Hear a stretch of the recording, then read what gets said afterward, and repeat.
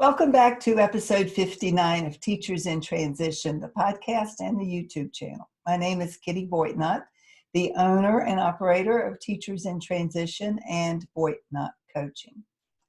If you've ever listened to me before, you'll already know that I speak alternately between career transition topics and stress management topics because I am both a heart-centered career transition and job search coach and a stress management coach. This week, the topic is career transition. And it occurs to me that I haven't talked, at least not for a while, I don't think, about the number one challenge that every job seeker faces. Now, I may have talked about this back in the early days of this podcast, but with all of the changes that I think are probably at hand or will be at hand after this pandemic business is behind us, eventually it will be behind us. But I've been thinking a lot about which careers and professions and jobs are going to survive and be available still when all this is over, which jobs are going to simply disappear or not survive for whatever reason. I think we're going to see some fundamental changes in a lot of areas, including in education and entertainment. I think we're going to be seeing massive changes just this summer in sports. So that goes with the entertainment. And people are going to be called on to be more innovative than ever, more creative than ever, and more thoughtful perhaps than ever, about how we go forward and how we design our lives in such a way that it not only supports us, but supports our community and supports our society in general. So I don't have a crystal ball. I don't know which jobs are going to survive and which ones will not make it. But as an individual, what I would encourage you to do, whether you are a brand new graduate, and let me just say, I'm sorry if you didn't get a traditional graduation. If you're in the class of 2020, graduating from one of the thousands of colleges and universities across the country, and because of the pandemic, because of COVID-19, you were deprived of a traditional walking across the stage and getting your diploma, I am sorry. That ceremony, like a marriage ceremony, like funerals. I mean, we've been deprived of all of those things during this pandemic. Times when we gather together to celebrate an achievement or a loss or a union. So if you were one of the class of 2020 who didn't get to graduate in the traditional way, I do want to say I am truly, truly sorry for that. But that's not going to stop you from the need for looking for work now that you're out of college. And you may need to rethink what it is that you originally thought you wanted to do. You know, if going for your master's was the next step for you, and colleges and universities are operating differently in the fall because the pandemic is not behind us or because another wave is coming, then you might need to rethink that plan. Lots of people will have to put plans on hold or rethink their plan.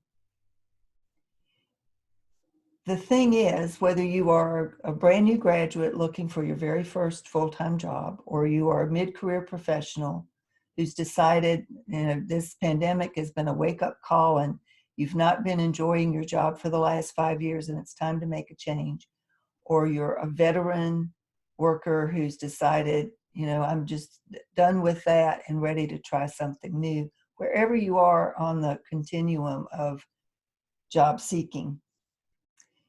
There's a number one challenge that each one of you faces, and I've seen it in every client I've ever worked with every individual I've ever talked to who found themselves either by chance or by choice looking for a new career. And that number one challenge is answering the question, what do you want to do next in your career? I have talked to hundreds of people over the years, and I often ask them this question. If I were to give you a magic wand and you could have, be, or do anything in the world that you wanted, do you know what that would be? And my experience is that 2 out of 100 can tell me without hesitation, oh yeah, I know what that would be. The other 98 are just stumped. It's like, gosh, I don't know. And I have a theory about that. I think that part of the reason for that is that we've not been encouraged to think about what we want. We are encouraged to think about what we can get or what we might need to settle for. When I graduated from college, so many years ago, I wasn't given the option of thinking about what I might want to do. Because frankly, what I wanted to do was to go to graduate school and get my master's in library science. I wanted to go to Chapel Hill in North Carolina to get my master's degree from an accredited college or university in library science. But I couldn't afford to do that. And my dad had made it clear, I had a sister coming up right behind me in school. He had made it clear he would help me get through the first 4 years. Anything beyond that would be on me. And I didn't have the imagination, and I didn't have the kind of possibility thinking back then that I have now. So I didn't even investigate what it would take for me to get to Chapel Hill. Maybe I could have gone and worked part-time and gotten scholarships. I had the grades. I probably could have. But I decided to forego that dream and get a job teaching. My first job was as an elementary school librarian. And it turns out I loved that job.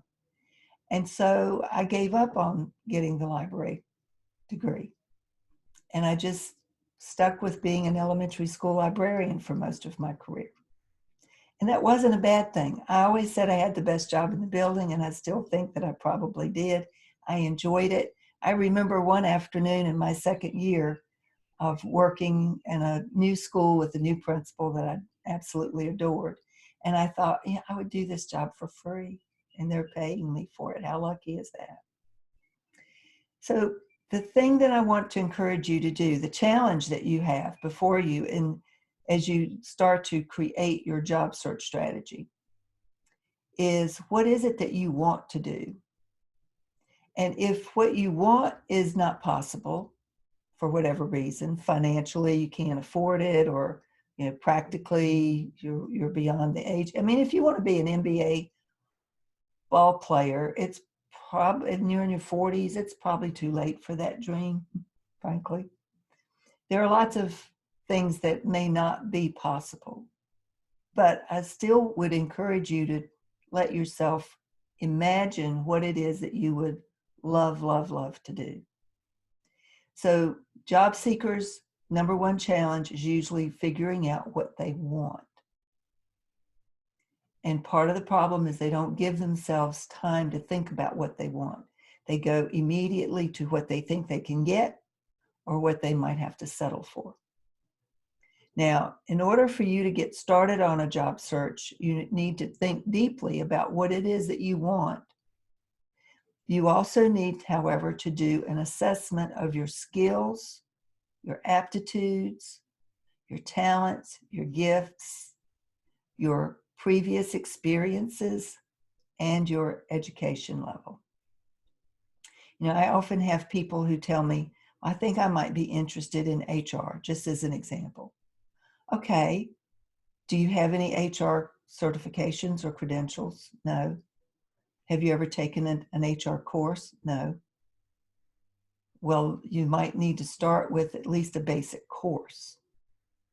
And you might need to do, some low-level administrative work in an HR department before you could go straight for an HR director's type position. Just saying. I'll have people who will occasionally tell me, well, if I could do anything I wanted, I would write. Oh, that's great. What have you written? Nothing. If you want to be a writer, you're going to need to write. If you want to be a artist. You need to be creating art, whatever your medium happens to be. Think about what it is that you want to do. And then think about the ways that you might be able to make that happen. Now, you may not have the imagination that you need to help yourself see what it is that you want or to figure out ways to make it happen. That's where somebody like me, not me necessarily, but somebody like me can come in handy. A third party, objective individual who can be there for you to bounce ideas off of, for you to brainstorm with. I don't recommend that you pick a family member to do this exercise with because they're not going to be objective. They'll feel like they have an opinion about what it is that you should do. And they may actually discourage you from doing the very thing that you want to do, that you feel your heart drawing you to. So don't damage your possibilities by engaging in conversation with someone who's going to rain on your parade, so to speak. Talk to somebody who doesn't have any opinion one way or the other about what you're capable of doing. And allow them to present possibilities to you that you haven't thought about, maybe. That you are then given permission to go and explore. Because that's the next step. You first decide what it is that you want to do, and then you explore what that actual possibility might mean for you. You may discover it's not what you thought it was at all, and then it's not something you want to do. But you need to explore the possibilities. And then after that, you want to start to put together a plan. Once you've figured out a direction, you want to create a plan of action. You need to make a list of all the things you need in order to make your job transition or your career transition more of a reality. You'll need a resume. You'll need a cover letter. You'll need a LinkedIn profile. You'll need to do some networking. And right now, all that networking is probably needing to be done virtually. That's where LinkedIn can be helpful. You need to rebrand yourself. You need to think in terms of what is it that you're doing now that's different from what you were in the past. You know, in the first 33 years of my professional life, I was an elementary school librarian for most of that time. For the last 7 years, I've been a career coach and a stress management coach. But I didn't just go from elementary school librarian and VEA president to coach overnight. I didn't snap my fingers and suddenly start thinking of myself differently. It was a process. So the rebranding process is something you also need to give time and attention to. There are lots of moving parts to any successful job search. The number one challenge of every job seeker, I maintain, is knowing what it is that you want and then figuring out what you have to do to get yourself there. If you find yourself in the midst of a career transition right now during this pandemic, I'd like to invite you to attend a webinar workshop that I'm going to be offering next Thursday, the 21st of May at 1:00 p.m. Eastern. I'll put the information in the show notes. The title of it is Start Designing Your Dream Job Now for a Post-Pandemic World. Because I suspect that there are lots of people who won't have a job to go back to when this is all over, and you'll need to think about what it is that you want to do next. And if you're going to have to find a new job anyway, why not think about your dream job? And then there are going to be the people who will have a job to go back to, but this whole episode in our history will have forced you to think about your life in fundamental ways, what's important to you, what is essential to you and what isn't, what are the things that you want to accomplish in your life before your life comes to an end. You may not want to go back to that job even if you still have a job. Or you may have started thinking about things that you'd like to do instead of that job. So if you would be interested in hearing more about my thoughts on what the post-pandemic world might look like and what you need to do to be prepared for it, I hope you'll decide to join me next Thursday. It's a free live webinar workshop, and I would invite you to come and take a listen, and we can have a conversation about whether your thoughts about what the post-pandemic world will look like and what my thoughts are in coordination or not. I don't know. You don't either. Nobody knows what it's going to actually turn out to be like after everything gets back to quote unquote normal. I think we need to be prepared for a new normal, at least for the next short term, as far as months and maybe even the next year or more. So it's time to be thinking about the future and planning for the future now. You don't wait until the future to plan for the future. Then you're always waiting. Plan now for what you want your future to look like. And that's what I'd like to invite you to come to the webinar for. If you have any questions, thoughts, ideas, please feel free to email me at kittyboitnott@gmail.com. Please leave a rating, a review for this podcast, Teachers in Transition, or take a look at the YouTube channel and subscribe if you're interested in hearing more of these messages. That's it for today. Thank you so much for listening. Have a wonderful week. I'll see you next week.